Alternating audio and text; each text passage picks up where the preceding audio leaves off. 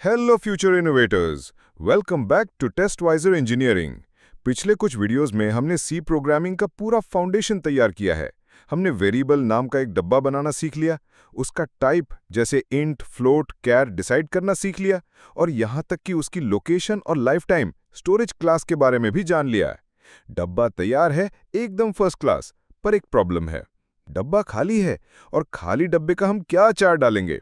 तो आज का वीडियो सी प्रोग्रामिंग का सबसे प्रैक्टिकल और सबसे जरूरी काम सिखाएगा। आज हम उस खाली डब्बे में सामान भरना सीखेंगे। जी हाँ, today we will master the art of assigning values to variables. ये वो स्टेप है जहां आपका प्रोग्राम डेटा के साथ इंटरैक्ट करना शुरू करता है।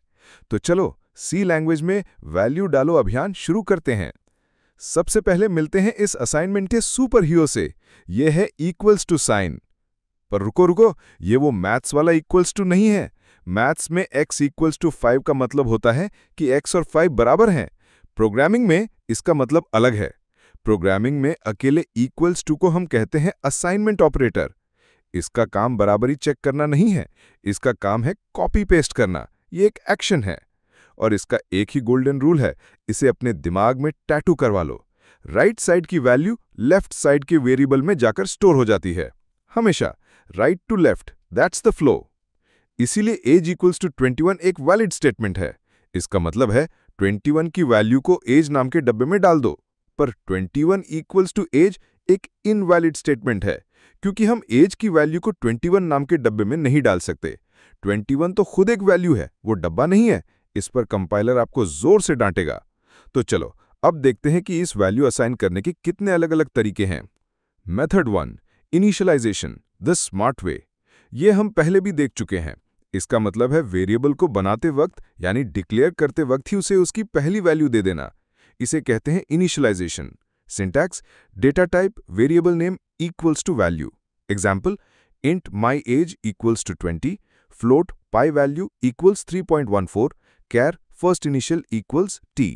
ये सबसे साफ सुथरा और रिकमेंडेड तरीका है। Method 2, assignment after declaration. ये भी बिल्कुल ठीक तरीका है। आप पहले डब्बा बना लो और बाद में जब जरूरत पड़े उसमें सामान भरो। एग्जाम्पल, इंट टोटल स्कोर, यहां डब्बा बनाए पर खाली है।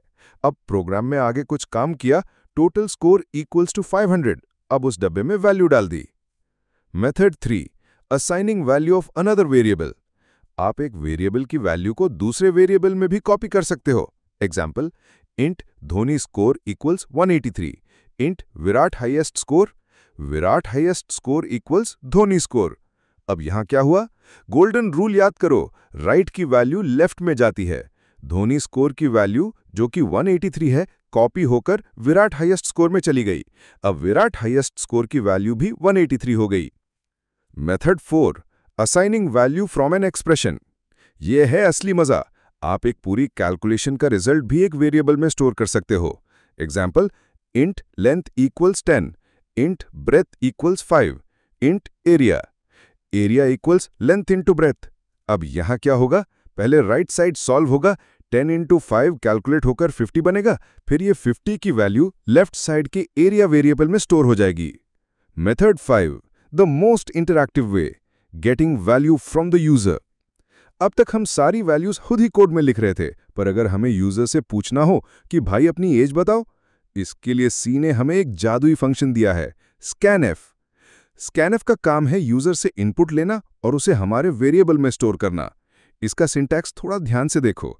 Scanf format specifier ampersand variable name. अब इसको तोड़ते हैं। फॉर्मेट स्पेसिफायर ये स्कैनएफ को बताता है कि यूजर किस टाइप की वैल्यू डालने वाला है।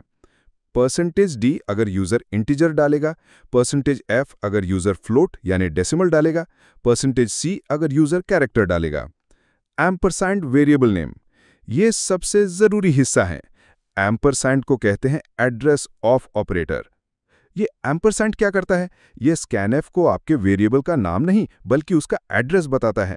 जैसे अमेज़ॉन डिलीवरी वाले को आप अपना नाम नहीं, अपना घर का एड्रेस देते हो ताकि वो पैकेज सही जगह डिलीवर कर सके, वैसे ही हम स्कैनएफ को वेरिएबल का एड्रेस एंड एज देते हैं ताकि वो यूजर से ली गई वैल्यू को सीधा उस एड्रेस पर स्टोर कर दे। तो ये हैं अलग अलग तरीके अपने वेरिएबल्स को वैल्यू देने के। अगर वीडियो अच्छा लगा और कुछ नया सीखा तो एक लाइक तो बनता है। इसे अपने सभी दोस्तों के साथ शेयर करें। आपके लिए एक छोटा सा टास्क है, नीचे कमेंट्स में वो कोड लिखो जिससे आप यूजर से उसके एग्जाम के मार्क्स, जो कि डेसिमल में हो सकते हैं, पूछकर एक वेरिएबल में स्टोर कर सको। नेक्स्ट वीडियो में हम यूनिट 1 के फाइनल टॉपिक्स को टच करेंगे। अभी कुछ और इंपॉर्टेंट चीजें बाकी हैं, so subscribe to Testwiser engineering and hit that bell icon. मिलते हैं अगले वीडियो में, तब तक keep assigning and keep coding.